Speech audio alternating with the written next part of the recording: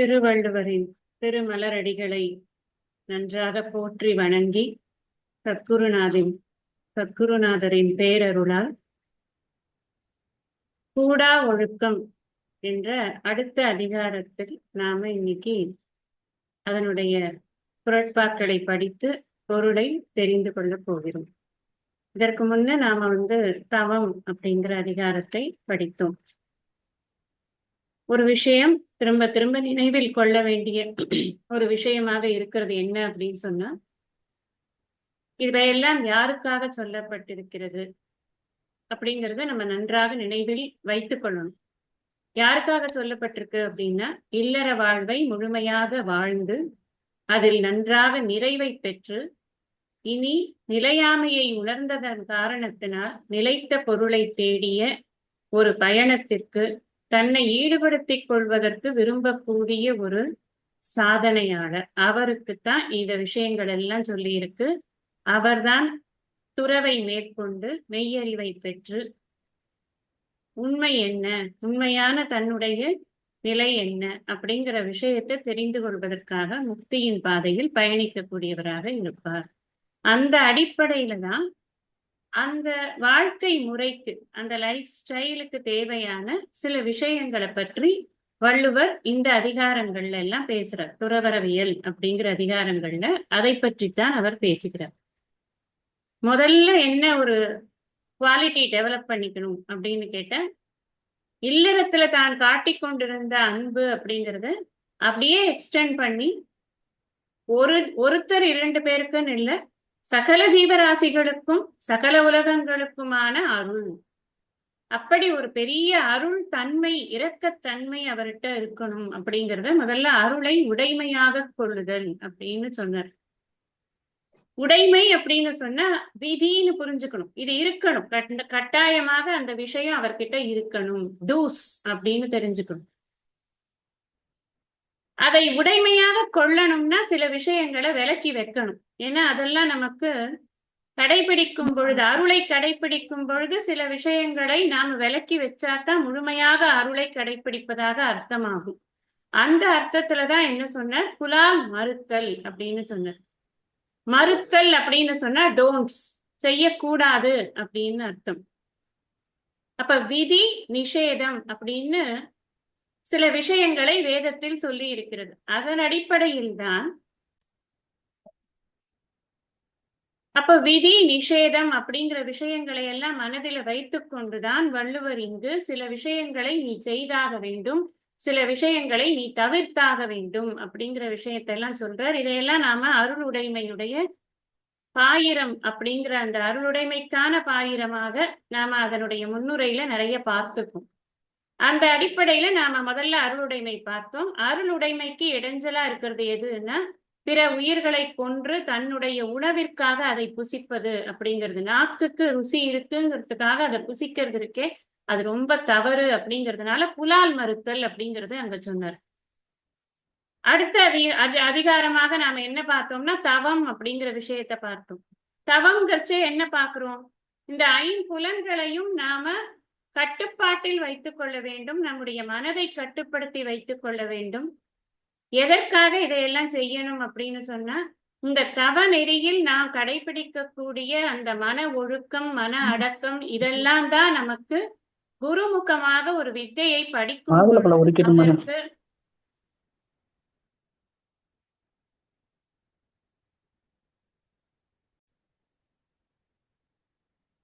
குருமுகமாக ஒரு வித்தையை படிக்கும் பொழுது அதற்கு மனம் அப்படிங்கிறது ரொம்ப முக்கியம். இப்படி நம்ம மனசு அலைபாய்ந்து கொண்டே இருந்ததுன்னா அனாவசியமான டிஸ்டர்பன்சஸ் வரும். அந்த டிஸ்டர்பன்சஸ்னால நம்ம குரு எத்தனை சொன்னாலும் சரி, அது நம்ம மனசுக்குள்ள ஏறவே ஏறாது, பெரிய திரைய போட்டுக்கும் அது. ஏன்னா டிஸ்டர்பன்ஸ் தான் அதுல ரொம்ப பிரதானியமா இருக்கும். அப்ப அந்த டிஸ்டர்பன்ஸ் எல்லாத்தையும் நீக்கணும் அப்படின்னு சொன்னா மனசுக்கு ஒரு அமைதியை நாம கற்பித்து கொடுக்கணும். ஏன்னா மனசு சாதாரணமா மனசு எப்படி இருக்குன்னா, சஞ்சலம் தான் மனசுடைய ஸ்வபாவமாக இருக்கு. உஞ்சலை ஒத்து அலைவதுதான் ஸ்வபாவமாகி அப்படின்னு கைவல்ய நவநீதத்துல மனதை பற்றி ஒரு வரி சொல்றார். எப்படி இங்க இங்க ஒண்ணு பார்க்கும், அங்க ஒண்ணு பார்க்கும், எதையா ஒண்ணு நினைக்கும், முந்தா நேத்து நடந்தது நினைக்கும், இதுக்கு முன்னாடி பின்னாடி வரப்போறது நினைக்கும், எப்பயோ யாருக்கோ ஏதோ ஆனதை பத்தி நினைக்கும். கவலைக்கு ஏதாவது ஒரு காரணம், அல்லது ஆசைக்கு ஏதாவது ஒரு காரணம், அல்லது கோபத்திற்கு ஏதாவது ஒரு காரணம், என்னத்தையோ ஒன்னத்தை பிடிச்சு கொண்டு அதை ஆடிக்கொண்டே இருக்கும். ஊஞ்சல் மாதிரி ஆடக்கூடியது மனசு. அதை ஒரு இடத்துல நிறுத்தி வைத்து ஒரு விஷயத்தையே சதா சிந்தித்து கொண்டிருக்கிற மாதிரி அந்த மனசை பண்றது அப்படிங்கிறது ஒரு பெரிய டாஸ்க். அதுக்குதான் இந்த தவம் அப்படிங்கறத நாம படிச்சோம். தவம் அப்படிங்கிறதுல அவர் கொடுத்திருக்கக்கூடிய முக்கியமான டெபினிஷன் என்ன அப்படின்னா, தனக்கு ஏற்படக்கூடிய துன்பங்கள் அனைத்தையும் பொறுத்து கொள்வது, தனக்காக தன்னுடைய சுகத்திற்காக இன்னொரு உயிருக்கு தீங்கு விளைவிக்காமல் இருப்பது. இதை பேஸ் பண்ணி தான் 10 குறட்பாக்களையும் நம்ம படிச்சோம். உற்ற நோய் நோன்றல் உயிர்க்கு உருகன் செய்யாமை அற்றே தவத்திற்கு உரு. அப்ப தவம் என்பது கொள்ள வேண்டிய ஒரு விஷயம். உடைமைன்னு சொன்னேன் இல்லையா? நீங்க கேட்கலாம், அருள் உடைமை போட்டார்ல, அப்புறம் ஏன் தவம் உடைமை போடக்கூடாதா அப்படின்னு. தவம் அப்படிங்கிறது ஒரு செயல் கிடையாது, அது ஒரு பண்பாக தனக்கு ஒரு பண்பாக அவர் அதை ஏற்றுக்கொள்கிறார். ஒரு துறவியானவர் தவசீலராக இருக்க வேண்டும். தவம்ங்கிறது அவங்களுடைய இன்ட்ரின்சிக் நேச்சரா மாறணும். அதை உடைமை அப்படின்னு சொல்றதை காட்டிலும் அதுதான் அவர்களுடைய நேச்சர் அப்படின்னு இருக்கணும். அந்த மாதிரி அதை கல்டிவேட் பண்ணணுங்கிறதுனால அந்த தவங்கிறதே ஒரு ஒழுக்க நெறியாகத்தான் இருக்கிறது. அதை உடைமைன்னு தனியா வச்சு கொண்டு வர வேண்டிய அவசியம் இல்லை. இருக்கிற மனசை சரி பண்ண போறோம் அந்த இடத்துல. அப்ப இந்த தவத்திற்கு எது இடையூறாக இருக்கும் அப்படின்னு பார்த்தா, பரிமேலழகர் இந்த கூடா ஒழுக்கம் அப்படிங்கிற இந்த அதிகாரத்துக்கான பாயிரம் எழுதும் பொழுது என்ன சொல்றார் அப்படின்னா, இல்லறத்துல இவ்வளவு நாட்கள் இருந்திருக்கிறார். அதனால அவருக்கு சில ஆசைகள், சில சபலங்கள், சில இச்சைகள், குறிப்பாக சொல்ல போனால் ரொம்ப பிளாட்டன்ட் ட்ரூத் என்ன, இந்த கூடா ஒழுக்கத்துல எதை அடிப்படையாக வைத்து அதிகமாக இந்த விஷயங்கள் பேசப்படுறது அப்படின்னு சொன்னா, எதிர்பால் உணர்ச்சி அப்படிங்கிற ஒரு விஷயம்தான் ரொம்ப அதிகமாக பேசப்படுகிறது. நமக்கு இது தேவையா அப்படின்னு நம்ம நினைக்க வேண்டியது இல்லை. இது ஆணுக்கு மட்டும்தான் இருக்கும், பெண்ணுக்கு இருக்காது, அல்லது பெண்ணுக்கு மட்டும்தான் இருக்கும், ஆணுக்கு இருக்காதுங்கிற மாதிரியான விஷயம் இல்லை. இந்த பால் உணர்ச்சி அப்படிங்கிறது it is a common phenomenon, எல்லாருக்கும் இருக்கக்கூடிய ஒரு விஷயம்தான் இது. இதுல அவர் பரிமேலழகர் சொல்லக்கூடிய விஷயம் என்ன அப்படின்னு சொன்னா, இந்த காம இன்பத்தை அவன் பல்லாண்டு காலங்களாக அனுபவித்திருக்கிறான் தன்னுடைய இல்லற வாழ்க்கையில். இல்லற வாழ்க்கையிலிருந்து அவன் ஒரு டிரான்சிஷனுக்கு வரான். எங்க வரான்? துறவரவியலை, துறவரத்தை ஏற்றுக்கொள்ளலாம் அப்படின்னு.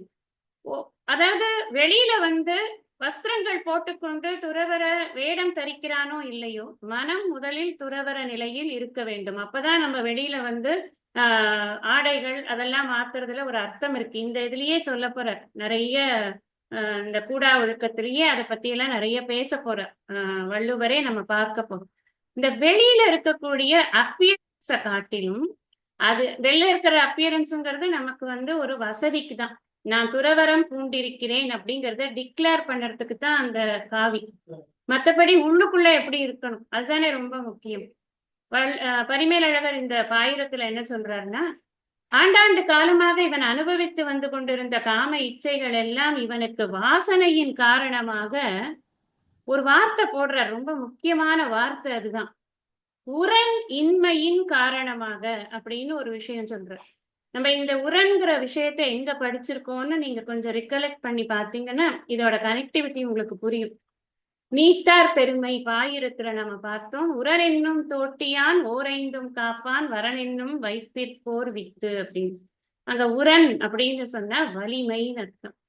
வலிமைங்கிறது என்ன வலிமை அப்படின்னா, மன திட்பம், திடம், மனசுல இருக்கிற திண்மை அப்படின்னு அதுக்கு அர்த்தம். அங்க பரிமேலழகர் உரன்கிறதுக்கு திண்மைன்னு கொடுத்திருக்க. திண்மைனா வலிமைன்னு அர்த்தம்.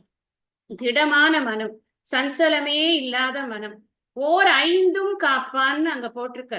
இந்த உரம்ங்கிறது எல்லாத்துக்கும் தான் தேவையா இருக்கு. கண்ணுக்கு, காதுக்கு, மூக்குக்கு, வாய்க்கு, தோலுக்கு, எல்லாத்துக்கும் தான் தேவையா இருக்கு.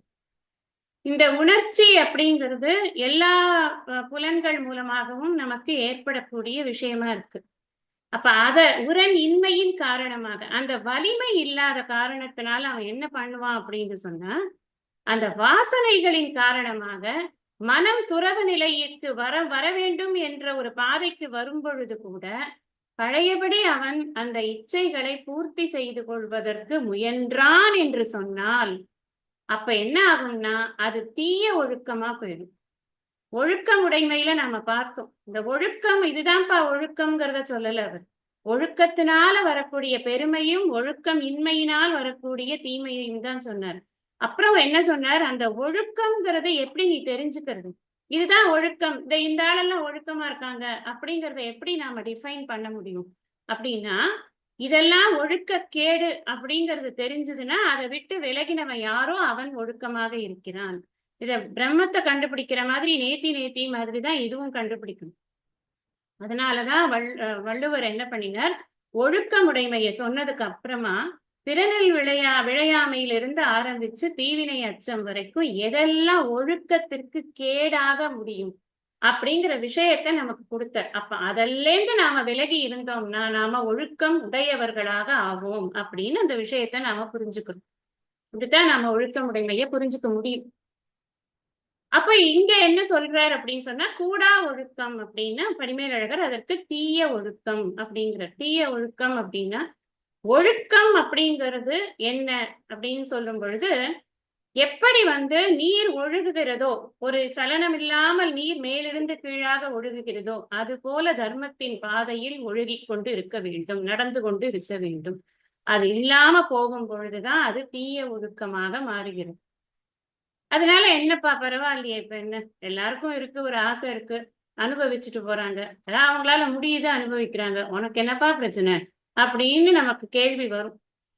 எதனால அது பிரச்சனை அப்படின்னு சொன்னா, எந்த வாழ்க்கை முறையை நான் தேர்ந்தெடுத்துக்கிறேனோ அந்த வாழ்க்கை முறைக்கு அந்த ஒழுக்கங்கள் தேவையா இருக்கு. நான் மிலிட்டரியில இருக்கேன் அப்படின்னு சொன்னா எனக்கு சில கட்டுப்பாடுகள் இருக்கணும். நான் அந்த கட்டுப்பாடுகளை மதிக்க மாட்டேன், நான் சிவிலியன் மாதிரியே மிலிட்டரியிலயும் இருப்பேன்னு சொன்னா அங்க வச்சுக்குவாங்களா? அனுப்பி விட்டுருவாங்க, போயா வெளியே, நீ உன்னை வைத்துக்கொண்டு நான் ஒரு சண்டை கூட போட முடியாது. அப்புறம் அந்த இடத்துல நீ சோர்ந்து போய் உட்கார்ந்து விடுவாய், அனாவசியமாக உன்னோட எனர்ஜியை எங்கேயோ செலவழிக்கிற. அப்ப நீ உன்னை வைத்துக்கொண்டு நான் எப்படி ஒரு பேட்டில பிளான் பண்றது, வெளியில போ அப்படின்னு துரத்த மாட்டாங்களா? எல்லா இடங்கள்லயும் அதே மாதிரிதான். எதை நாம் தேர்ந்தெடுக்கிறோமோ அதுக்கு. இங்க கிருஷ்ணர் சொன்னதை ஞாபகம் வச்சுக்கணும். அத்தியாத்ம சேதஸ் அப்படின்னு சொன்னார். அப்புறம் ஞானாவஸ்தித சேதசக அப்படின்னு எல்லாம் சொல்லியிருக்கார். அதாவது எதற்காக நாம் இந்த வாழ்க்கையை வாழ்ந்து கொண்டிருக்கிறோம், புருஷார்த்தம் என்ன, லட்சியம் என்ன. என்னோட லட்சியத்தை நான் டிஃபைன் பண்ணியாச்சு, குறிக்கோள் எனக்கு தெரியும், அந்த குறிக்கோளை நோக்கிய பாதையில் நான் போய்கொண்டிருக்கிறேன். அந்த முக்திக்கான பாதையில் போகும்போது இடைஞ்சலா எதெல்லாம் வருதோ அதெல்லாம் நீக்கி கொண்டுதான் நான் போய் சேர வேண்டும். அப்படின்னா இதெல்லாம் இந்த தவ ஆற்றலை குறைக்கக்கூடியது. இந்த தீய ஒழுக்கம்ங்கிறதெல்லாம் தவத்துக்கு எவ்வளவு ஆற்றல் இருக்குன்னு நம்ம படிச்சோமே. ஒன்னார் பெறலும் உவந்தாரை ஆக்கலும் எண்ணின் தவத்தால் வரும், வேண்டிய வேண்டியாங்கு எய்தலால் செய்தவம் ஈண்டு முயலப்படும். இதெல்லாம் நம்ம எவ்வளவு விரிவா படிச்சோம். அவ்வளவு தவத்துக்கு ஆற்றல் இருக்குன்னு சொன்னா ஏன் அதை நம்ம வீண் பண்ணணும்? தீய ஒழுக்கத்தின் காரணமாக ஏன் நம்ம அதை வீண் பண்ணணும்? அது எப்படி இருக்கும்னா ஓட்ட குடத்துல விட்ட நீரை போல இருக்குங்கிறாங்க. நிக்குமா எங்கேயாவது? நம்ம இந்த உடம்புல அந்த தவத்தின் ஆற்றல் என்பது நிற்க வேண்டும் என்று சொன்னால் அதை விரயம் செய்யாமல் இருக்க வேண்டும் அப்படிங்கிறது தான் ரொம்ப முக்கியம். விஸ்வாமித்ரரும் மேனகையும் கதையெல்லாம் உங்களுக்கு எல்லாருக்கும் நல்லா தெரியும். திரும்ப கதையும் சொல்லணும்ன்ற அவசியம் கூட உங்களுக்கு எல்லாம் இல்லை. எல்லாருக்கும் நல்லா தெரியும் எவ்வளவு கஷ்டப்பட்டு அந்த தவத்தை செய்து கொண்டிருந்தார். அந்த சமயத்தில் தானே மேனகை எவ்வளவோ காலங்கள் மேனகையினுடைய அழகில் மயங்கி தவமெல்லாம் போயாச்சு. அதுக்கப்புறம் மறுபடியும் தவத்தை செய்வதற்காக அவர் மீண்டும் கிளம்பி போனார் அப்படின்னு எல்லாம் அவருடைய கதையில பாக்குறோம். இந்த உணர்ச்சி எல்லாம் இயற்கை தானப்பா. இயற்கையா இருக்கிற உணர்ச்சியெல்லாம் கட்டுப்படுத்துறதெல்லாம் என்ன இது, அதெல்லாம் அடக்கிறது தப்பு, நீங்க அடக்கினீங்கன்னா அது வேற எங்கேயானு வெடிச்சிரும் அப்படின்னு எல்லாம் வாதங்கள் எல்லாம் கொண்டு இருக்கிறது இந்த காலத்துல. எல்லாம் கரெக்ட், எந்த வாழ்க்கை முறை அப்படிங்கிறத பொறுத்து. நீ நம்ம எதுவே கூட இல்லறத்திலேயே கூட பிறனில் விழையாம எதுக்கு சொன்னார் அவர்? எனக்கு இயற்கையான உணர்ச்சி தான், அதனால நான் கட்டுப்படுத்தாம என்ன வேணா பண்ணலாம்னு சொன்னாரா என்ன? சொல்லவே இல்லை. அந்தந்த வாழ்க்கை முறைக்கு ஏற்ற தர்மங்களை கடைப்பிடிக்கணும். அங்க பிறனில் விழையாமைய சொன்னார். இதே மாதிரியான இச்சை நோக்கி போகும் பொழுது பிறனில் விழையாமைங்கிறத சொன்னார். இங்க என்ன சொல்ற, நீ அதை பத்தி நினைக்கவே கூடாதப்பா, அவ்வளவுதான், நீ கம்ப்ளீட்டா அதுக்கு ஒரு கேட் போட்டு க்ளோஸ் பண்ற அப்படின்னு சொல்றார் இங்க கூடா ஒழுக்கம் அப்படிங்கிற இந்த அதிகாரத்துல. நாம எல்லாத்தையுமே எடுத்துக்கலாம். என்னை பொறுத்தின வரைக்கும் இந்த 5 புலன்கள் இருக்கே, இதனால இதுல இருந்து எதன் பின்னால நாம போனோம்னாலுமே அது நமக்கு கூடா ஒழுக்கத்துல தான் கடைசியில முடியும். ஆரம்பத்துல தெரியாது. எதுவுமே போக போக போக போக அதன் மூலமாக நாம் அனுபவிக்கக்கூடிய கஷ்டங்களை பொறுத்து நமக்கு அது தெரியும். உடல் ரீதியாகவோ அல்லது மன ரீதியாகவோ நமக்கு ஏதாவது ஒரு கஷ்டம் வரும் பொழுதுதான் நமக்கு அது தெரியும். ஏன்னு கேட்டா அனுபவம் இருக்கு. ஏற்கனவே இல்லறத்தை நடத்தி கொண்டிருக்கிறோம். அந்த அனுபவம் இருக்கு. எல்லாருமே சந்நியாசம் வாங்கி கொள்வது அப்படிங்கிறது உடனே நடக்கிறது இல்ல. சில பேர் உள்ளத்தில் சந்நியாச புத்தியோடு அவர்கள் இது அத்தியாத்ம கல்வியை படிக்க வேண்டும் என்ற முனைப்பில் இருப்பார்கள். அந்த சமயத்தில் அவ ஏற்படக்கூடிய டிஸ்டர்பன்சஸ் எவ்வளவோ இருக்கும். அப்ப அனுபவங்களும் சேர்ந்து வாசனையாக நிறைய தாக்கும். அதையெல்லாம் நாம சமாளிச்சுதான் இந்த இந்த வாழ்க்கை முறையில நம்ம கரெக்டா பயணம் பண்ண வேண்டிய ஒரு அவசியமானது நமக்கு இருக்கிறது. அதனால தவ ஆற்றல் அப்படிங்கிறத நமக்கு குறைந்து விடாமல் காப்பாற்ற வேண்டியது அப்படிங்கிறது ரொம்ப முக்கியமானதாக இருக்கிறது. இந்த 5 புலன்கள்லயே ரொம்ப ரொம்ப முக்கியமான ஒரு 2 புலன்கள் நாம ரொம்ப பாதுகாக்க வேண்டியது அப்படின்னு சொல்லுவார் சுவாமிஜி. ஒண்ணு நாக்கு, இன்னொன்னு தோல். இந்த ஸ்பர்ஷ இன்பம் அப்படிங்கிறது இருக்கு இல்லையா, அது குழந்தையின் கையாகட்டும், அம்மாவின் கையாகட்டும், கணவனின் அணைப்பாகட்டும், எதாக வேணா இருக்கட்டுமே, அது எதாக இருந்தாலுமே ஒரு கட்டத்துக்கு பிறகு அது இன்பத்தையே தந்து கொண்டிருக்கும் என்று சொல்ல முடியவே முடியாது. இன்பம் என்பது ஏதோ ஒரு சூழ்நிலையில தான் அந்த இன்பம் மாதிரி தெரியறதே தவிர்த்து, சூழ்நிலை மாறும் பொழுது இன்பமாக அது தெரியறது இல்லை. எவ்வளவு இன்பம் தந்த விஷயமாக இருந்தாலும், முன்னாடியே இந்த இன்பத்தை பற்றி நிறைய சொல்லி இருக்கேன். திருப்தியே தராத விஷயம், அதிருப்திகரமானது. அது எப்பொழுதும் குறையுள்ளதாகவே இருக்கிறது. அதனால் எப்பவுமே நமக்கு நிறைவு என்பதே ஏற்படுவதில்லை. அது தோஷத்தோடு தான் இருக்குது. அது பின்னாடி அது துன்பத்தை தரும் என்ற தோஷத்தோடு தான் அது இருக்கிறது. இப்படியெல்லாம் இன்பத்திற்கு நிறைய தோஷங்கள் இருக்கிறது காரணத்தினால எந்த இன்பமா, உணவு இன்பம் எடுத்துக்கோங்க. சன்னியாசிகளை பொறுத்தின வரைக்கும் சந்நியாச புத்தியில இருக்கிறவங்களையும் சேர்த்தே நம்ம புரிஞ்சுக்கணும். சன்னியாசி வேட சன்னியாசியா இருந்தாலும் சரி, வேடம் போடாத சன்னியாச புத்தியில இருக்கிறவங்களா இருந்தாலும் சரி, இந்த இடத்துல போனா நல்ல ஃபுட்டு கிடைக்கும், இந்த இடத்துல இவங்க வீட்டுல நல்ல சாப்பாடு கிடைக்கும், அப்படியெல்லாம் போய் தேர்ந்தெடுத்து பிக்ஷை சாப்பிடுவது அப்படிங்கிறது சன்னியாசிக்கு அழகு அல்ல. நாம எப்படி புரிஞ்சுக்கணும்னா, நம்ம ஹோட்டலா லிஸ்ட் போட்டுட்டு போகக்கூடாது. நம்ம ஒரு படத்துல வரும், இன்ஃபர்மேஷன் இஸ் வெல்த் அப்படின்னு சொல்லுவாரு அந்த செந்தில்னு ஒரு ஆக்டர். எந்த கோவில்ல செருப்பு கொடுப்பாங்க, எந்த கோவில்ல கொடை கொடுப்பாங்க, எந்த கோவில்ல புளியோதரை, எவ்வளவு விஷயம் லிஸ்ட் வச்சுட்டு கொண்டிருப்பாரு. ஒரு ஆண்டியாக அவர் எல்லாத்தையும் போய் வாங்குறேன், போறேன், வரேன் அப்படின்பார். எதாக இருந்தாலுமே இந்த இன்ஃபர்மேஷன் வெல்த் கிடையாது அப்படிங்கிறது தான் ரொம்ப முக்கியமானது. இப்ப இந்த தவம்ங்கிறத எதுக்கு பண்ணினோம்? தவம்ங்கிறத பண்ணினது பொறிகளை நல்வழியில செலுத்தி, பொறிகளின் பின்னால் நம்முடைய மனம் செல்லாமல் மனதையும் பொறிகளையும் அடக்கி ஆழ்ந்து இந்த மனம் நாம் சொல்படி கேட்க வேண்டும் அப்படிங்கிறதுக்காகத்தானே கஷ்டப்பட்டு தவத்தை செய்தோம். அந்த தவத்தின் ஆற்றலை நாம விட்டுறக்கூடாது. தவத்தினால் முக்கியமாக கிடைப்பது என்ன அப்படின்னு சொன்னா, எது கிடைக்கிறதோ கிடைக்கலையோ, நம்ம நிறைய விஷயம் பார்த்திருக்கோம். தவம் அதிகாரத்துல நம்ம மிரக்கிள்ஸ் எல்லாம் பண்ண முடியும் தவத்தினால அப்படின்னு. ஆனா அதெல்லாத்தையும் தாண்டி தவம் செய்யும் பொழுது நமக்கு கிடைக்கக்கூடியது என்னன்னா மன அமைதி தான். இந்த மன அமைதி அப்படிங்கிறது ரொம்ப ரொம்ப அவசியம். நம்ம எது வேணுமோ வேண்டாமோ மனசு ரொம்ப அமைதியா இருக்கணும். அப்பதான் நம்மளால ஒரு டெசிஷன் எடுக்க முடியும். இந்த மனசு அமைதியா இல்லாத சமயத்துல நீங்க என்ன பெரிய அறிவாளியா இருந்தாலும், நம்ம என்ன பெரிய புஸ்தகம் படிச்சிருந்தாலும், நமக்கு எவ்வளவுதான் பெருசா புத்தி இருந்தாலும் நம்மளால ஒரு டெசிஷன் எடுக்கவே முடியாது. எல்லாம் அப்படியே நான் எடுத்தாலும் அது ராங்கா தான் போகும். அப்ப மன அமைதிங்கிறது எவ்வளவு அவசியமானதாக இருக்கிறது. எந்த சூழ்நிலையிலும் மனதில் எந்த விதமான சஞ்சலங்களும் ஏற்படாமல் மனதை காப்பாற்றிக் கொள்ள தெரியணும் நமக்கு. ஏன்னா மனசு நம்ம சொத்து. அந்த மனசை வைத்து கொண்டுதான் நாம மேற்கொண்டு பயணமே பண்ணி ஆகணும். ஒரு பாடம் படிக்கணும்னாலோ, இல்ல ஒரு ஜெபம் பண்ணணும்னாலோ, ஒரு ஸ்லோகம் சொல்லணும்னாலோ, ஸ்லோகத்தை பார்த்து படிக்கணும்னா கூட மனசு அதுல லயிக்கணும். நான் சொல்றதெல்லாம் யோசிச்சு பாருங்க. அந்த மனசுக்கு அவ்வளவு வேல்யூ இருக்கு நம்மளோட மனசுக்கு. அப்போ நம்ம மனசை எவ்வளவு கஷ்டப்பட்டு நாம பாதுகாக்க வேண்டி இருக்கு. பொறுப்பு இருக்கு நமக்கு. மனசோட நமக்கு ஒரு பெரிய பொறுப்பு இருக்கு. சுவாமி சின்மயானந்தர் சொல்றார், நீ ஏதாவது ஒரு விஷயத்துக்காக கவலைப்பட்டு கொண்டிருக்கிறாயா? நீ கவலைப்படும் பொழுது என்ன தெரியுமா நீ பண்ற? உனக்கு நீயே தண்டனை கொடுத்துக் கொள்கிறாய். உனக்கு அந்த ரைட்ஸே கிடையாது. நீ உனக்கே தண்டனை கொடுப்பதற்கு நீ யார் உனக்கு ரைட் கொடுத்தது? நீ என்ன நடக்கிறதோ அது இறைவனின் கருணையால் நடந்து கொண்டிருக்கிறது அப்படிங்கிறத நீ டோட்டல் சரண்டர்ல இருந்தாயானால் நீ எப்படி கவலைப்பட முடியும்? அப்ப நீ கவலைப்படுவது என்பது இது எவ்வளவு பெரிய இன்சைட்டை யோசிச்சு பார்க்கணும். இந்த வேர்ட்ஸை நல்லா யோசிச்சு பார்க்கணும். ஏன்னா நமக்கு கவலை வராத விஷயங்கள் இருக்காது. நிறைய விஷயங்கள்ல நம்மளுக்கு கவலை வரும். இப்ப அந்த கவலை நான் கவலைப்படுறேங்கிறதுனால அந்த விஷயம் மாற போறதான்னா ஒண்ணுமே மாற போறது இல்லை. எந்த விஷயமுமே சேஞ்ச் ஆகாது. நீங்க கவலைப்படுறதுனாலயோ இல்ல அழறதுனாலயோ இல்ல கோபப்படுறதுனாலயோ ஆத்திரப்படுறதுனாலயோ படுவேகமா செயல்படுறதுனாலயோ ஒன்னும் ஆகப்போகுது. சில விஷயங்கள் நடந்துதான் ஆகும். நம்ம அதை ஒண்ணும் மாத்தவே முடியாது. அழகான ஒரு பிரார்த்தனை இருக்கு தயானந்த சரஸ்வதி சுவாமிஜியோடது. சொல்லிருக்கேனான்னு தெரியல, இப்ப சொல்றேன். இன்னொரு சொல்லியிருந்தேன்னா கூட இது 2வது சொல்றதுனால தப்பு இல்லை. இறைவா, என்னால் மாற்ற முடியாதவற்றை நான் மாற்ற வேண்டும் என்று எண்ணாமல் ஏற்றுக்கொள்வதற்கு அருள் புரிவாயாக. என்னால் மாற்ற முடிந்தவற்றை நான் மாற்றுவதற்கு என்னுடைய முழு முயற்சியும் செய்வதற்கு எனக்கு அருள் புரிவாயாக. என்னால் எதை மாற்ற முடியாது, எதை மாற்ற முடியும் என்று பகுத்து அறிந்து உணர்வதற்கு எனக்கு அருள் புரிவாயாக. 3 விஷயம்தான். சில விஷயங்கள் என்னால மாற்றவே முடியாது, சில விஷயங்கள் என்னால மாற்ற முடியும். மாத்த முடியாததை அக்செப்ட் பண்ணு. மாத்த முடிஞ்சதுக்கு உழைச்சு பாரு.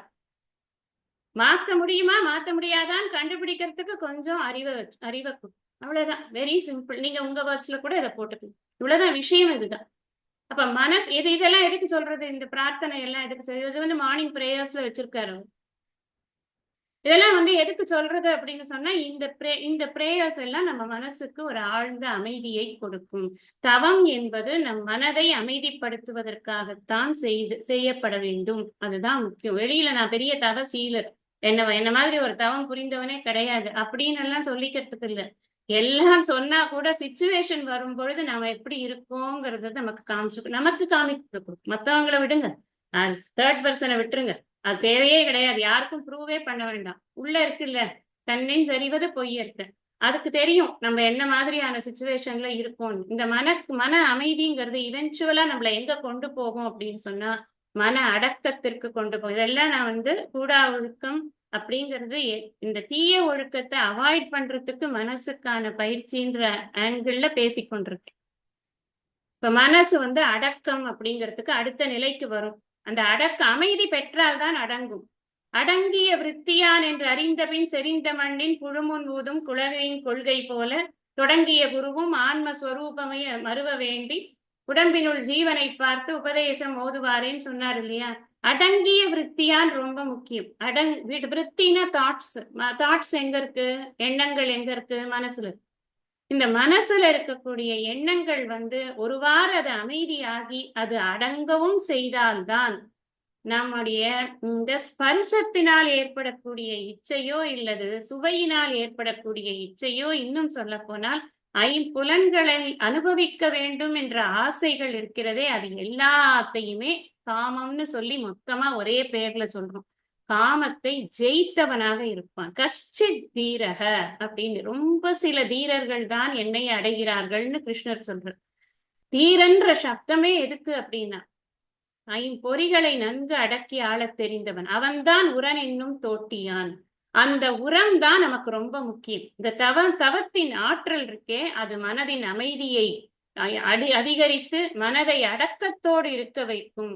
அந்த அடக்கம் தான் நமக்கு மனசுக்கு ஒரு வலிமையை கொடுக்கும். அந்த வலிமை தான் எனக்கு ஒழுக்கத்தை கொடுக்கும். இப்ப உங்களுக்கு அந்த கனெக்ஷன் புரிஞ்சிருக்கும்னு நினைக்கிறேன். நான் எதுக்கு சொன்னேன் அப்படின்னு. பிரம்மச்சரிய பிரதிஷ்டாயாம் வீரியம் லாபக அப்படின்னு பதஞ்சலி சூத்திரம் ஒண்ணு இருக்கு. யார் பிரம்மச்சரியத்தில் பிரதிஷ்டை செய்திருக்கிறார்களோ தன் மனதை, பிரதிஷ்டைனா நன்றாக நிலை பெற்று இருப்பதுன்னு அர்த்தம். பிரம்மச்சரியம் அப்படின்னு சொன்னா என்ன அர்த்தம்னா 5 புலன்களையும் அடக்கி ஆள்வது அப்படின்னு அர்த்தம். நான் அதனாலதான் தனித்தனியா நீங்க ஸ்பர்ஷ இந்திரியத்துக்கு மாத்திரம் ஒரு இதுவா அப்படின்னு நம்ம நினைக்க வேண்டாம், தேவையும் இல்லை. நம்மளை பொறுத்தின வரைக்கும் எல்லா பொறிகளுமே நமக்கு டேஞ்சரஸ் தான். சென்ஸ் ஆர்கன்ஸ் வந்து எப்பவும் நம்மளுக்கு வெளியில இருந்து விஷயங்களை கொண்டு வந்து கொடுத்து கொண்டேதான் இருக்கிறது. எல்லாத்துக்குமே ஒரு செக் டேம் வைக்கணும். எல்லாத்துக்கும் ஒரு செக் டேம் வைக்கணும். அப்படி வைத்தாதான் இது வந்து நமக்கு தவத்தின் ஆற்றலை பாதுகாப்பதற்கும் தவத்தின் ஆற்றலினால் மனதை பாதுகாப்பதற்கும் நமக்கு வந்து அது உதவி செய்யும். இது வந்து சில விஷயங்கள் வந்து அனுபவத்தினால் புரிந்து கொள்ள வேண்டும். நம்மளே பண்ணணும். இதெல்லாம் வந்து பிராக்டிக்கல் கிளாஸஸ் நாமளே வச்சுக்கணும். நாம இந்த இப்ப சில பேர் விரதம் எடுத்துப்பாங்க இல்லையா, நான் இத்தனை நாளைக்கு வந்து ஸ்வீட் சாப்பிட மாட்டேன், இத்தனை நாளைக்கு நான் உப்பு இல்லாம சாப்பிடுறேன். இந்த சாதுர்மாசிய விரதம்ங்கிறதெல்லாம் என்னது, அப்படிதான். நான் ஒரு 4 மாசத்தை எடுத்துக்கொண்டு இந்த மாசத்துல இதை விடுறேன், இந்த மாசத்துல இதை விடுறேன். அதெல்லாம் வந்து தர்மமாக இது சாஸ்திரபூர்வமாக இதெல்லாம் வந்து விடுறதுங்கிறது எதுக்குன்னா, ஒன்னொன்னுத்துலயும் நமக்கு ஏற்படக்கூடிய இச்சைகளை நாம கட்டுப்படுத்தி கண்ட்ரோல் பண்ணி வச்சுக்கிறது தான். கண்ட்ரோல்டு மைண்டால தான் சாதிக்க முடியும். நமக்கு சாதிச்சு பெரிய கின்னஸ் புக் ஆஃப் வேர்ல்டு ரெக்கார்ட்ல எல்லாம் பேர் வர வேண்டாம். சாதிக்கிறதுனாலே என்ன அர்த்தம்னா, நம்மளோட பார்லன்ஸ்ல நம்மளோட வேதாந்த மனங்களுக்கு, வேதாந்தத்தில் இச்சை கொண்ட மனங்களுக்கு சாதிப்பது என்றாலே ஞானத்தை முழுமையாக சந்தேகம் இல்லாமல் ஐயம் திரிபு அற பெறுவதுதான் நம்முடைய சாதனை. அதுதான் ரொம்ப ஈஸி தானே நம்ம சாதனை. எங்கேயான கின்னஸ் புக்குனா தான் நிறைய பேப்பர் ஒர்க் எல்லாம் பண்ணணும். எல்லாமே நம்மளோட மனசதான் மெயின் டூலா வைத்து கொண்டு இருக்கிறோம். அதனாலதான் இதுல முக்கியம் அப்படிங்கிறது சொல்றது. முதல் குறள் பார்க்கலாம் இப்ப. வஞ்சமனத்தான் படிற்றொழுக்கம் பூதங்கள் ஐந்தும் அகத்தே நகும். வஞ்ச மனத்தான் படிற்று ஒழுக்கம் பூதங்கள் ஐந்தும் அகத்தே நகும். வஞ்ச மனத்தான், வஞ்சம்னா தெரியும் உங்களுக்கு, உள்ளொன்று வைத்து புறம் ஒன்று காட்டுவது, அதாவது கள்ளத்தனமான மனம்.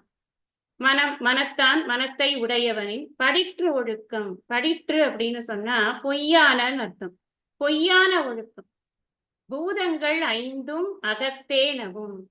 பூதங்கள் 5 எங்கே இருக்கு, ஏன் அது அகத்தே நகுகின்றன அப்படின்னா, பூதங்கள் வெளியில மாத்திரம் இல்ல, என்னோட உடம்புலயே இருக்கு. என்னோட உடம்புலயே பிருத்வி தத்துவம் இருக்கு, இது எல்லா எலிமெண்ட்ஸும் இருக்கு. பிருத்வி தத்துவம் இருக்கு, ஜல தத்துவம் இருக்கு, அக்னி தத்துவம் இருக்கு, ஆகாச தத்துவம் இருக்கு, வாயு தத்துவம் இருக்கு. எல்லாத்துக்கும் ஒரு வேலையும் இருக்கு. இந்த உடம்புல இருக்கிற அந்த எலும்பு மஜ்ஜை இதெல்லாம் இருக்கே, இதெல்லாம் பிருத்வி தத்துவத்தை சேர்ந்தது. இந்த நமக்கு ஓடக்கூடிய இந்த ரத்தம்லாம் இருக்கே, அதெல்லாம் ஜல தத்துவத்தை சேர்ந்தது.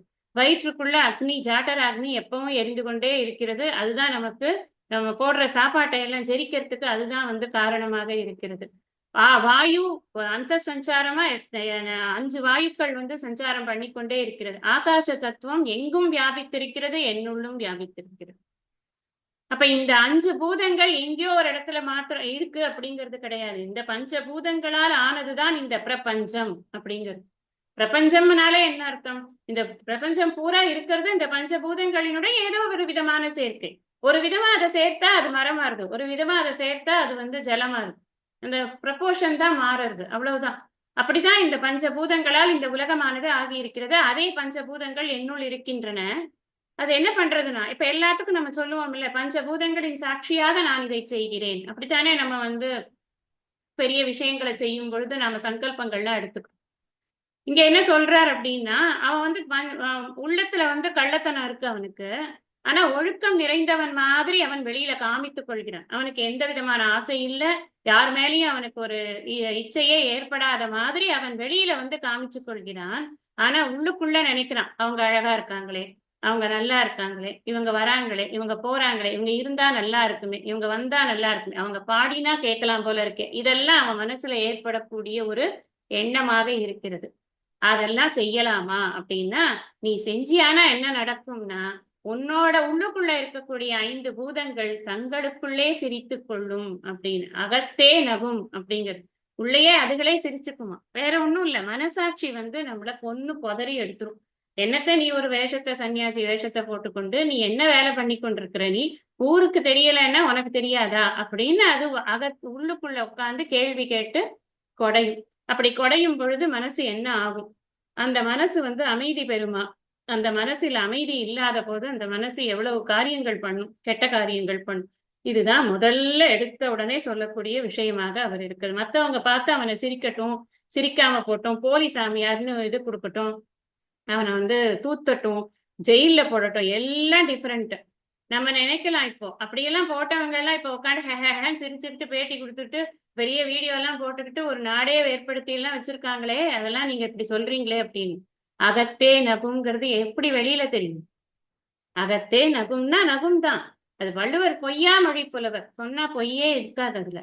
அப்போ அந்த உள்ள தன்னெஞ்சு அறிவது பொய்யற்கன்னு வேற ஒரு இடத்துல சொல்றாரு. பொய்த்த பின் தன் நெஞ்சே தன்னை சுடும் அப்படின்னு. அதனால இந்த தனக்கு மட்டுமே தெரிந்திருக்கக்கூடிய ஒரு ரகசியம் தான் தான் அனுபவிக்கக்கூடிய துன்பம். அதை நீ வர வச்சுக்காத.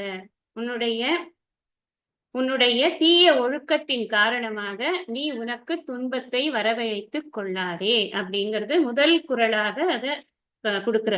இப்ப அங்க என்ன வைக்கிறார் இந்த இடத்துல அப்படின்னா, ஏன் இதை முதல் குறளா வைக்கிறாருன்னா, ஒரு ஃபர்ஸ்ட் எடுத்த உடனே ஒரு ரெஸ்பான்சிபிலிட்டியை ஃபிக்ஸ் பண்றது. நீ இன்னொருத்தர் உனக்கு வந்து சர்டிபிகேட் பண்ணணும்னு அவசியம் இல்லையப்பா. உன்னுடைய ஒழுக்கமானது உன்னால் முதலில் சர்டிஃபை பண்ணப்பட்டதாக இருக்கணும். பெரிய ரெஸ்பான்சிபிலிட்டி. மற்ற ரெஸ்பான்சிபிலிட்டி நம்ம யாருக்கோ ப்ரூவ் பண்ணணும்னா கூட வேற மாதிரி இருக்கும் வேலை. எனக்கு ப்ரூவ் பண்றதுதான் கஷ்டம். நீங்க யோசிச்சு பாருங்களேன். நம்ம சில சமயம் நல்லா குக் பண்ணுவோம். குக் பண்ணிட்டு மற்றவங்க எல்லாம் ரொம்ப நல்லா இருக்குன்னு சொல்லுவாங்க. நாம சாப்பிட்டு பார்க்கும்போது நமக்கு அவ்வளவு திருப்தி இருக்காது. இன்னும் கூட நல்லா பண்ணிருக்கலாம், அப்ப நான் பண்ண போது நல்லா வந்தது, இப்ப ஏதோ சரியா இல்ல, சொதப்பிட்டேன் அப்படின்னு நமக்கு தோணும். நம்ம சொல்ல மாட்டோம் வெளியில, ஆனா நமக்கு தோணும். நமக்கு தோணித்துன்னா அது வந்து பொய்யாவே இருக்காது. மத்தவங்க நம்ம முகத்துக்காக நல்லா இருக்குன்னு சொல்லிடுவாங்க. அப்ப என்னன்னா, ரெஸ்பான்சிபிலிட்டி வெளியில கிடையாது, யாரோ சொல்லணும்னு அவசியம் இல்ல. ரெஸ்பான்சிபிலிட்டி ஒன்ட்ட கொஞ்சம் கொஞ்சமா உயர்த்துறாரு. நீங்க அதை பார்த்தா தெரியும். அருளுடைமையில மற்றவங்களுக்கு இந்த அருளையும் இரக்கத்தையும் காட்ட வேண்டிய அவசியம் இருக்கிறது. அப்பதான் நீ அருள் கொண்டவனாக இருக்க முடியும். அந்த அருள் இருக்கா இல்லையான்னு உனக்கு நீ வந்து இது பண்ணிக்கிறதுக்கு, ஊர்ஜிதம் பண்ணிக்கிறதுக்கு முதல்ல நீ புலால மறுத்துடு அப்படின்னு சொல்லியிருக்காரு. அதுக்கப்புறம் தவங்கிறதுல கூட நீ நீ தவத்தை மேற்கொண்டு இருக்கிறாய் அப்படிங்கறது வெளியில தெரியும். ஓரளவுக்கு தெரியும். நீ உள்ள நிறைய தெரியும், வெளியில கொஞ்சமாவது தெரியும். ஆனா இந்த ஒழுக்கத்தை கடைபிடிக்கிறேனா இல்லையா அப்படிங்கிறது வெளியில எவ்வளவு தெரிஞ்சாலும் தெரியாட்டியும் உள்ளதான் முக்கியமா தெரியும். அதனால உள்ளுக்குள்ள உனக்கு ஒரு கில்ட் ஃபீலிங்க நீயா வரவழைத்துக் கொள்ளாதே. That will not help you. அதுதான் ஃபர்ஸ்ட் எடுத்த உடனே பிக்சிங் ரெஸ்பான்சிபிலிட்டி அப்படின்னு நம்ம பார்க்கிறோம். இதெல்லாம் நம்ம வந்து தவம்ங்கிறது அந்த அந்த துறவு அப்படின்னு பார்க்கறதுனாலும் பார்க்கலாம். வாழ்க்கையில எல்லா கட்டங்கள்லயும் இதை பார்க்கலாம். அப்படிதான் எழுதியிருக்காரு. இது துறவரவியலுக்கு மாத்திரம் இருக்கிற எக்ஸ்க்ளூசிவ்னு கூட நம்ம வந்து நினைக்கிறதுக்கான இதுவாக இல்லை. அவ்வளவு தூரத்துக்கு இதுல ஆழமான கருத்துக்களை புதைத்து வைத்திருக்கிறார் வள்ளுவர். சரி, அடுத்தது பாத்தீங்க. வானுயர் தோற்றம் எவன் செய்யும், தன் நெஞ்சம் தான் அறி குற்றப்படின். இங்க என்ன சொல்றார்? அதோட டெவலப்மெண்ட். பூதங்கள் ஐந்தும் அகத்தே நகும். அப்ப உன் நெஞ்சுக்கு தெரியும் நீ தப்பு பண்ற அப்படின்னு. தன் நெஞ்சம் தான் அறி குற்றப்படின், தன்னுடைய உள்ளமானது தான் அறிந்து செய்த குற்றத்திலே படியுமானால். எனக்கு தெரியாம இருக்குமா? நான் எப்ப போய் சொன்னேன், நான் எப்ப ஆசைப்பட்டேன், அதாவது என்னுடைய தகுதிக்கு மீறிய ஆசைகளை நான் எப்பொழுது, என்னுடைய தகுதி அப்படின்னு சொல்லும் பொழுது என்னுடைய வாழ்க்கை முறைக்கு மீறிய ஆசைகளை, அப்படி சொன்னா இன்னும்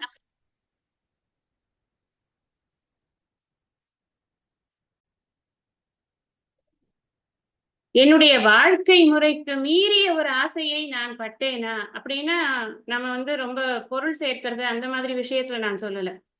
இந்த இன்பங்களை அனுபவிப்பது அப்படிங்கறதுல பிக்ஸ் பண்ணிக்கோங்க. அப்பதான் உங்களுக்கு இது நல்லா ஈஸியா புரியும். அதிலும் முக்கியமாக இந்த ஸ்பர்ச இன்பங்களை அனுபவிப்பது அல்லது உணவு இன்பங்களை அனுபவிப்பது அப்படின்னு இருக்கும் பொழுது எனக்கு தெரியும் நான் என்னத்துக்கெல்லாம் ஆசைப்பட்டு என்னத்தையெல்லாம் நான் பண்ணிட்டு இருக்கேன் அப்படிங்கிறது எனக்கு நல்லா தெரியும். ஆனா வெளியில என்னுடைய தோற்றம் எப்படி இருக்கு? என்னை பார்க்கும் போதே அப்படி ஆகாசம் பாக்குற மாதிரி அண்ணாந்து பாக்குறேன். அப்பா, பெரிய ஆள், எவ்வளவு பெரிய தவசீலர் தெரியுமா, இவங்க கிட்டயே போக முடியாது, அவங்க தவத்துக்கெல்லாம் நம்ம பக்கத்துல கூட நிக்க முடியாது அப்படின்னு ஊரெல்லாம் பேசி கொண்டு இருக்கும். ஆனா எனக்கு என்ன பயன் அதனால? என்னுடைய தவம் தவம் மாதிரி மற்றவர்கள் நினைத்து கொண்டிருப்பது உள்ளுக்குள் எனக்கு அங்க தவமே நடக்கல, நான் பண்றது பூரா அயோக்கியத்தனம் அப்படின்னு எனக்கு தெரிஞ்சதுன்னா, அகைன் திருப்பி நான் முதல் விஷயத்துக்கே வரேன். மனதின் அமைதி காலியாயிடும். மன அமைதிங்கிறது இருக்கவே இருக்காது. இல்லாத மன அமைதியை வைத்துக்கொண்டு எப்படி மன அடக்கம் வரும்? அந்த மன அடக்கத்தை வைத்துக்கொண்டு எப்படி நான் குருமுகமாக உட்கார்ந்து என்னுடைய குறிக்கோளுக்கான விஷயங்களை நான் படிப்பது? முடியாதே. அதனால சொல்ற, நீ வானுயர் தோற்றம் எவன் செய்யும்? அதனால என்னப்பா பிரயோஜனம்? பெரிய ஆள் மாதிரி உன்னை உன்னை வந்து ஒரு காமிச்சுக்கிறதுல என்ன இருக்கு? இப்ப தவத்திருன்னு போடுறதுக்கு உள்ளுக்குள்ள தவம் இருக்கணும் அப்படிங்கிறது தான் அங்க முக்கியம். தவத்திரு அப்படின்னு சொன்னாலே உள்ள வந்து அந்த தவம் பலமா இருக்கணும். அப்பதான் வெளியில இருக்கக்கூடிய தவத்திற்கான மதிப்பு, தவக்கோலத்திற்கான மதிப்பு. தன் நெஞ்சம் தானறி குற்றப்படின் அப்படின்னு. தன்னுடைய மனதிற்கே தெரிகிறது நாம என்ன தப்பு பண்றோம் அப்படின்னு. இப்ப மனசுல என்ன நினைக்கணும்? ஒருத்தர் வந்து இந்த துறவற வாழ்க்கைக்கு அவர் தன்னை தயார் செய்து கொள்கிறார் அப்படின்னு சொல்லும் பொழுது, அப்ப அவர் மனசுல என்னதாங்க நினைக்கிறது? நீங்க சொல்றத பார்த்தா ஒண்ணுமே நினைக்க கூடாதுங்கிறீங்க. மனசோ 1008 விஷயங்களை நினைக்குமே. அதுக்கெல்லாம் நீங்க சொல்யூஷன் சொல்லாம நீங்க மனசை வந்து ஜாகிரதையா வச்சுக்கணும், ஜாகிரதையா வச்சுக்கணும்னு மாத்திரம் தானே சொல்றீங்க அப்படின்னு இன்னைக்கு மாத்திரம் இந்த கிளாஸுக்கு வரக்கூடிய யாருக்காவது தோணும். ஏன்னா உங்களுக்கு தோணாது. ஏன்னா நம்ம ஆரம்பத்திலேருந்து படித்து கொண்டிருக்கிறோம். மனசுல நாம எந்த விஷயங்களை கொடுத்து பழக்கணும்னு. எப்பொழுதும் இறைவனுடைய சிந்தனையை தவிர வேறொரு சிந்தனை என்பது இருக்கவே கூடாது. இறை சிந்தனை, குரு சொல்லிக் கொடுத்த கருத்துகள், சாஸ்திர கருத்துக்களை தவிர வேறு சிந்தனையே இல்லாத ஒரு மனமாக இருந்தது அப்படின்னு சொன்னா அந்த மனத்திற்கு சஞ்சலம் என்பது இருக்கவே இருக்காது. சஞ்சலம் அப்படிங்கிறது யாரையாவது பார்க்கும் பொழுது டக்குன்னு தோணுது இல்லையா? சூப்பர் அப்படின்னு. அது வேண்டாம். அதுதான் இங்க முக்கியமான விஷயம். எந்த அபிப்பிராயமே, no opinions at all, no suggestions, no opinions, no judgements. அப்படி இருக்கணும் மனசு. அப்ப அந்த மனசு வெளியில இருந்ததுன்னா அப்படி இருக்க முடியாது. உள்ள இருக்கணும். உள்ள எதை நினைத்து கொண்டிருக்கணும்? மலர் மிசை ஏகி அவனை மட்டுமே நினைத்து கொண்டிருக்கும். வேற எதையும் நினைக்க கூடாது. அந்த மலர் மிசை ஏகி அவனை பற்றி குரு சொல்லி கொடுத்த விஷயங்களையும் சாஸ்திர விஷயங்களையும் மட்டும் திரும்ப திரும்ப திரும்ப திரும்ப அந்த சொற்களையே நினைத்து கொண்டிருந்ததுன்னு சொன்னா அதுக்கு தீனியும் கிடைக்கும், அது வெளியவும் போகாது. அந்த கரணம் அடங்க துறப்பதுவே எந்த துறவினும் நன்று எந்தாய் பராபரமே அப்படின்னு தாயுமானவர்.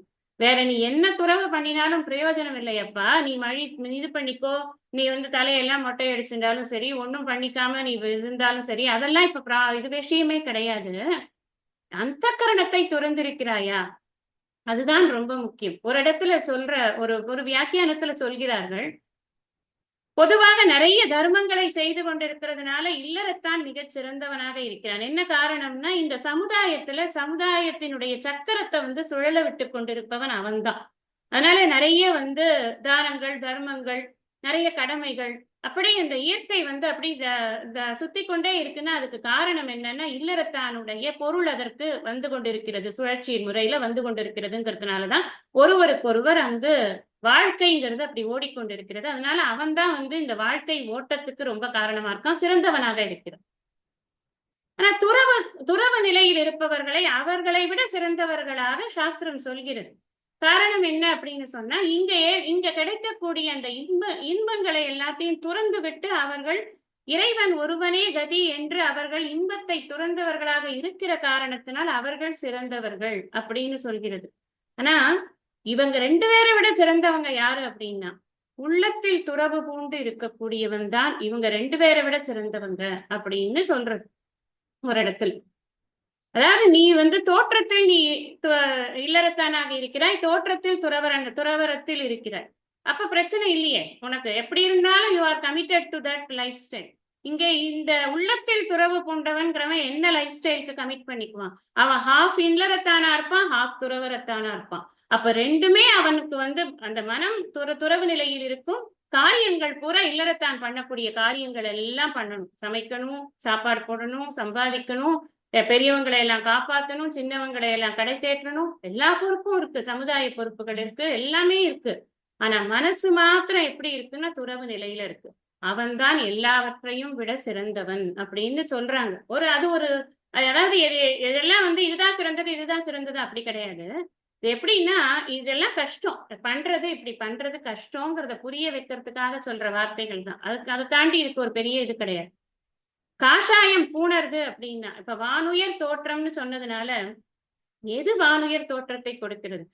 நமக்கு எல்லாருக்குமே நம்மளுடைய பெரியவர்கள் எல்லாம் சொல்லி கொடுத்த ஒரு விஷயம்.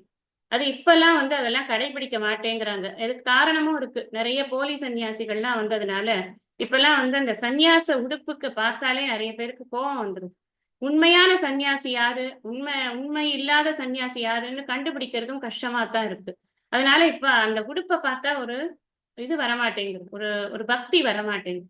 ஆனா நாங்கள்லாம் இருந்த போது, நம்ம எல்லாருமே சின்னப்போ இருந்தபோது, நம்ம பெரியவங்க எல்லாம் என்ன சொல்லுவாங்கன்னா, காஷாய வஸ்திரம் போட்டுட்டு யாராவது வந்தாங்கனாலே முதல்ல கால்ல விழுந்துரும்.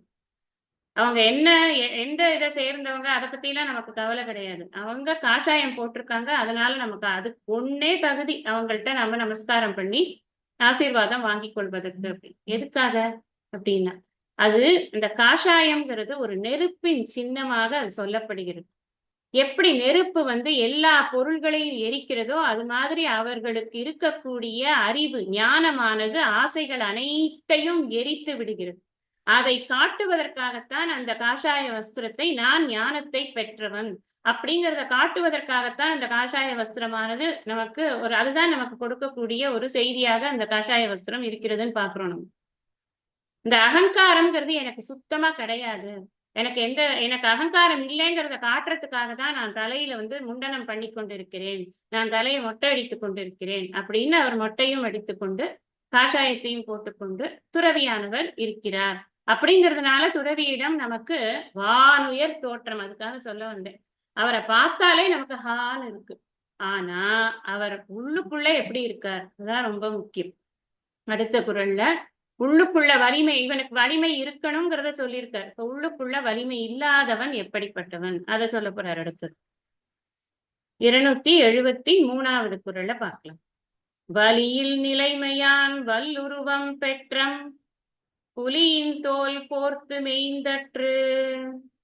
வலியில் நிலைமையான் வல்லுருவம் பெற்றம் புலியின் தோல் போர்த்து மெய்ந்தற்று. அப்படி படிக்கணும். பெற்றம் புலியின் தோல். பெற்றம்னு சொன்னா பசுன்னு. இந்த பசு என்ன பண்றதா புலியோட தோல்ல போர்த்து கொண்டு மேய்கிறதாம். என்னது இது? உங்க உதாரணமும் நீங்களும் என்னைக்காவது நடக்குமா? அது பசுத்தோல் போர்த்திய புலி அப்படிதானே நம்ம வந்து பழமொழியே பார்த்திருக்கோம். புதுசா ஏதோ ஒன்று சொல்றாங்களே அப்படின்னா இங்க முன்னாடி இருக்கிறத பார்க்கணும். வலியில் நிலைமையான்.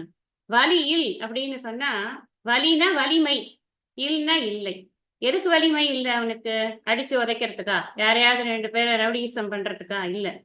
ரொம்ப சிம்பிளான விஷயம்தான். தன்னுடைய மனசை அடக்குவதற்கு வலிமையே இல்லையா அவனுக்கு. நம்ம முன்னாடி தொடர்ந்து புரிந்து கொள்ள வேண்டிய விஷயம் என்னன்னா, இன்னொருத்தருக்கு ஹிம்சை கொடுப்பது வலிமைன்னு நினைத்துக் கொண்டிருக்கிறார்கள் எல்லாரும். தனக்கு இம்சை கொடுக்காமல் இருப்பதுதான் வலிமை. அன்னைக்கே சொன்னேன் நானு நினைக்கிறேன். சுவாமி சத்யசாய் பாபா சொன்னார், இம்சையை பத்தி ஒரு அழகான விஷயம் சொன்னார் அப்படின்னு.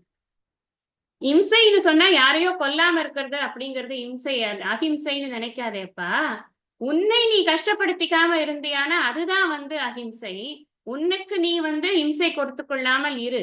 உன்னை நீ வந்து இது நல்லோர் இணக்கத்துல வைத்துக் கொள்ளாமல், உன்னை நீ இறை நம்பிக்கையோடு வைத்துக் கொள்ளாமல், உனக்கு நல்ல பழக்கங்களை கொடுத்து கொள்ளாமல், உன் மனதை வந்து வெளியில் புறப்பொருட்களில் செல்லாமல் நீ உன் மனசை பாதுகாக்கலன்னா நீ உனக்கு இம்சை கொடுத்துக்கிறன்னு அர்த்தம். நீ அடிக்கடி கோவப்பட்டா உனக்கு மனசுக்கு இம்சை வருதுன்னு அர்த்தம். நீ கவலைப்பட்டா உன் மனசுக்கு கஷ்டப்படுத்திக்கிறன்னு அர்த்தம். நீ இதனால உனக்கு தான் இம்சை ஜாஸ்தி கொடுக்குற அப்படின்னு சுவாமி சொல்லுவார். அந்த மாதிரி இங்க என்னன்னா வலி அப்படின்னு சொன்னா எதனுடைய வலினா மனசை அடக்கிறதுக்கான வலிமை. அந்த மனதை ஆளக்கூடிய வலிமை இல்லாத ஒரு நிலைமையில் இருக்கக்கூடியவன் நிலைமையான்னா அந்த நிலைமையில அவன் இருக்கான். அப்ப அவனுக்கு மன வலிமையே கிடையாது சுத்தமா. எப்ப பார்த்தாலும் அவனுக்கு ஏதாவது ஒரு இன்பத்தை தேடி அலைந்து கொண்டிருக்கிறது. இந்த மனசு, இந்த கண்ணு, காது, மூக்கு எல்லாம் அவனை பாடாப்படுத்துறது. எதனா ஒரு இன்பம் கிடைக்குமா கிடைக்குமா கிடைக்குமான்னு அலையிறது அந்த மனசு. அப்படி ஒரு நிலைமையில இருக்கானே அவன் காஷாயம் போட்டுக்கிறான்னு வச்சுக்கோங்களேன். அதுக்கு என்ன ஈக்குவலா ஒரு உதாரணம் இருக்கு அப்படின்னு சொன்னா அவர் என்ன சொல்றார்? வல் உருவம் அப்படின்னா என்ன அர்த்தம்னா அந்த தவ வேடத்தை பூணுகிறான். அவன் வந்து காஷாய வஸ்திரங்களை போட்டுக்கொண்டு தான் வந்து ஒரு சன்னியாசி என்று தன்னை காட்டிக் கொள்கிறான். அப்ப ஆனா அவனுக்கு மனசுல என்ன இல்லைன்னா வலிமையே கிடையாது சுத்தமா. அது எப்படி இருக்குன்னா இந்த புலியினுடைய தோலை பசு போர்த்திக்கிறதாம். எதுக்கு அப்படின்னு சொன்னா, பசுங்கிறது வலிமை அற்றது, புலி என்பது வலிமை நிறைந்தது. இந்த வல்லுருவம் அப்படிங்கிறதுக்கு இந்த புலி அப்படிங்கிறதும், மனதுல வலி இல்லாத நிலைமை அப்படிங்கிறதுக்கு பசுவும் ஈக்குவேட் பண்றார். இப்படி பண்ணிட்டு என்ன சொல்றார், இப்ப பசு வந்து வயக்காட்டுல மேய்ஞ்சதுன்னு வச்சுக்கோங்க. அந்த வயக்காட்டினுடைய ஆஹ், உரிமையாளர் என்ன பண்ணுவார் அது, அந்த பாப்பா எல்லா எல்லா இதையும் மேய்ஞ்சிரு, நீனு நெல்லெல்லாம் வந்து நீ தின்னுடு, நான் வந்து உனக்கு இந்த வயலை கொடுத்துடுறேன்னு சொல்லுவாரா என்ன? ஒரே கம்பா எடுத்து அடிச்சுட்டு போ ஓடு ஓடு ஓடு அப்படின்னு, புல் எங்க இருக்கோ அங்க போ அப்படின்னு விரட்டுவாரா மாட்டாரா? அதே பசு ஒரு புலியோட தோலை போர்த்தி கொண்டு வருதான். அப்ப இந்த விரட்ட வேண்டிய உரிமையாளர் என்ன பண்றாரு, பயந்து போறாரு. பயந்து போய் ஓரமா ஒதுங்கி நிக்கிறாரு. எப்போ இந்த புலி போகுமோ தெரியலையே, பகவானே நல்லபடியா போயிட்டா சரி, பயிர் தப்பிச்சா சரி அப்படின்னு இவர் வந்து புலி கிட்ட போகவும் பயம், புலிய விரட்டவும் பயம். புலின்னு அவருக்கு தெரியறதுனால அது வந்து அவருக்கு பயத்தை உண்டு பண்றது. அது மாதிரிதான் நீ பாக்குறதுக்கு இந்த தவ வேடம் எல்லாம் போட்டுக்கொண்டு நீ பண்ணக்கூடிய அந்த ரகலை இருக்கே, வெளியில யாராவது உன்னை வந்து உன்னை தண்டிக்கணும்னா கூட உன்னுடைய தவ வேடத்தை பார்த்து பயந்து போகிறார்கள். இது என்ன பழப்பு இதுன்னு கேக்குறாரு. வலிமையற்ற மனம் அப்படிங்கிறது பசுவுக்கும், துறவி வேடம் அப்படிங்கிறது புலித்தோலுக்கும். இந்த புலன் இன்பங்கள் அப்படிங்கிற அதன் நுகர்ச்சி இருக்கு இல்லையா, புலன் இன்ப நுகர்ச்சி, அது வந்து பயிருக்கும் இங்க வந்து ஒப்புமை சொல்லப்பட்டிருக்கு. இப்ப துறவிங்கிற, அதாவது ஜென்ரலா துறவி என்பவர் எப்படி இருக்கணும், நல்ல துறவி எப்படி இருக்கணும்னா அச்சம்ங்கிறதே இருக்கக்கூடாது. எந்த சூழ்நிலையிலும் அச்சம் என்பதே துறவிக்கு இருக்கக்கூடாது. காரணம் என்ன அப்படின்னு சொன்னா, எப்பவுமே அவர் தன்னுடைய பொறிகளை தன் கட்டுப்பாட்டில் வைத்திருக்கிறார். ஒரு ஒரிஜினல் துறவியை பத்தி நான் பேசுறேன். ஒரு ஒரு சமயத்தில் கூட அவர் தன்னுடைய இந்திரியங்களை லூஸ்ல விட மாட்டார், எப்பவும் கட்டுப்படுத்தியே வைத்துக் கொண்டிருப்பார். அதற்கு நமக்கு நிறைய தைரியமும் வேணும். அந்த தைரியம் ஜாஸ்தி துறவிக்கு. நாம புத்தி பலம் யசோ தைரியம்னு கேட்கிறோம். யார்கிட்ட கேட்கிறோம்? ஆஞ்சநேயர்கிட்ட கேட்கிறோம். ஏன்னா ஆஞ்சநேயர் தான் அந்த ஜிதேந்திரியன்கிறதுக்கு உண்மையான லட்சணம். யாருன்னா ஆஞ்சநேயர் தான், வேற ஒருத்தரும் கிடையாது. நவ வியாக்கரண பண்டிதரா இருக்காரு, எத்தனையோ சுந்தர ரூபம்னு சொல்றாங்க. ஆஞ்சநேயர் மாதிரி ஒரு அழகு கிடையாதுங்கிறாங்க. அவ்வளவு சுந்தரனாக இருக்கிற சுந்தர காண்டம்னு வச்சிருக்கு அவருக்காகவே ஒரு ஒரு காண்டமே.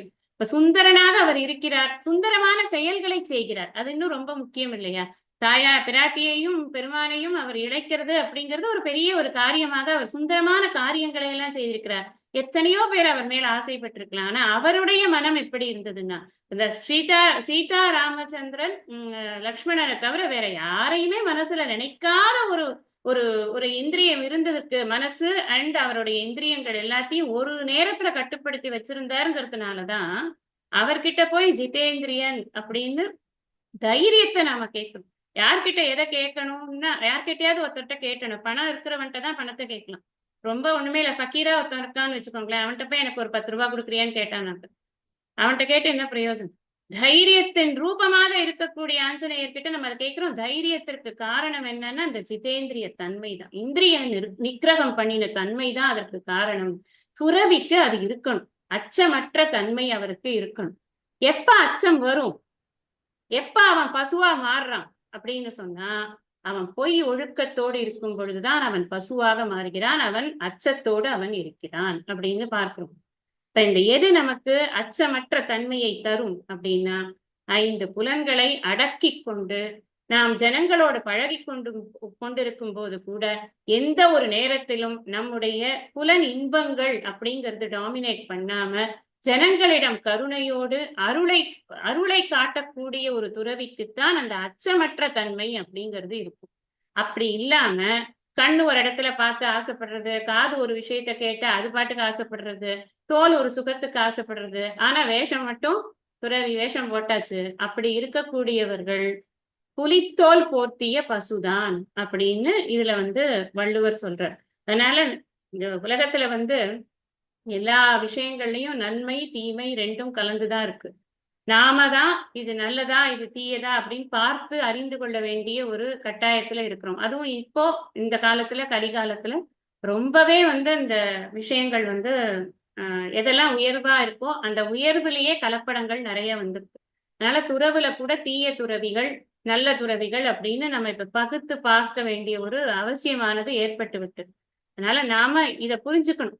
மனசுல வலிமை இல்லாத ஒருவன், வலிமையற்ற ஒருவனைத்தான் இங்க வள்ளுவர் வலிமை கொண்ட அந்த துறவி வேடத்தை போட்டுக் கொண்டிருக்கிறார். அது ஒரு வேஷதாரி அவன் அப்படின்னு அவர் காட்டுறார். அவன் வலிமையற்றதுங்கிறதுக்கு தான் இந்த பசுவின் உதாரணத்தை சொல்கிறார் அப்படிங்கிறத நாம புரிஞ்சுக்கணும். இந்த அளவுல நாம இன்னைக்கு இந்த வகுப்பை நிறைவு செய்து கொள்ளலாம். இப்ப நாம பாராயணத்தை துவங்கலாம்.